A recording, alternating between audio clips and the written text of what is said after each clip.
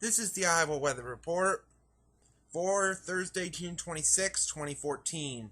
Now our first look at the 0Z GFS model run. This is at 1 p.m. this afternoon. We have a trough axis over the Intermountain West.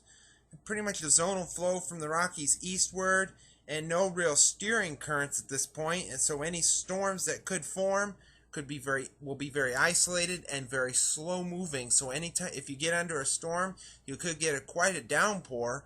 Otherwise, there'll be some sunshine around today, highs mainly in the 80s, and that'll be the case all through the week and into the weekend here. Friday, showers and thunderstorms possible. Isolated during the daylight hours, more numerous during the overnight into the early morning hours. Highs in the 80s, approaching some low 90s by the weekend as we get some warmer air still coming in, more moisture, more warm air, more showers and storms. They'll become a little more numerous during the daylight hours during the weekend, especially by Saturday and into Sunday. You can see this low pressure center over Saskatchewan, 990 millibars, and right on the border is going to be continuously bringing disturbances around the base of it. And you can see another one coming through Sunday night into Monday as the low will be around Winnipeg. So showers and thunderstorms will be possible with that. But this will also be the last day as this frontal system will finally move off to the east late Monday into Tuesday. Cooler, back into the upper 70s to lower to middle 80s. The dew points will be down to around 60. So there'll be slight humidity, but it won't be overbearing. This will last also into Wednesday. Wednesday, mostly sunny. Highs around 78 to 84. Dew points around 60. So it's going to be comfortable with slight humidity around. And then by a week from today, next Thursday, you can start to see a ridge starting to form as the ridge is pumping up over the Plain States. You'll see the storm track starting to move into Canada and then diving into the north and east.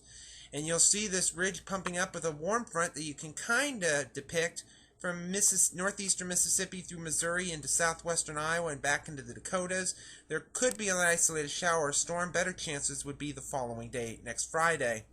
As we go further into the period, July the 7th, you can see the ridge is kind of being shunted back toward the south and west as we get a northwesterly flow aloft.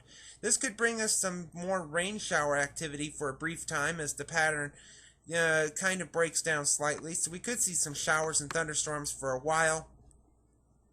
And it doesn't look to be very organized at this point, but we'll continue to watch it. And then as we go to the end of the forecast period, July the 11th, the ridge has returned, but now it's more centered toward the mid-south around Memphis, Cape Girardeau, Missouri. Storm track across the north and west and then up into Canada. And with this pattern, we have maybe a slight chance of seeing showers and storms. Better chances, as you can see, over Canada. Possible tropical system off of Cabo San Lucas and Baja. And elsewhere, the typical afternoon activity. Looking at the satellite image from last evening, well, this is the typical summer activity of showers and thunderstorms trying to form into an MCS over the Plain States. This storm complex will be moving in our direction later today and for the next several days as well. See that with the watch warning map from last evening. Flood watches across the Black Hills of South Dakota up into eastern Montana, also across the north and east. Red flag warnings in the southwest, along with some wind advisories and some advisories there as well. You can see the QPF chart. Precipitation over the next 5 days through Monday evening at 7 o'clock showing rainfall will be quite significant, possibly up to 2 to 3 inches. Heaviest looks to be in Minnesota where they could see 4, but some could get more and some could get less.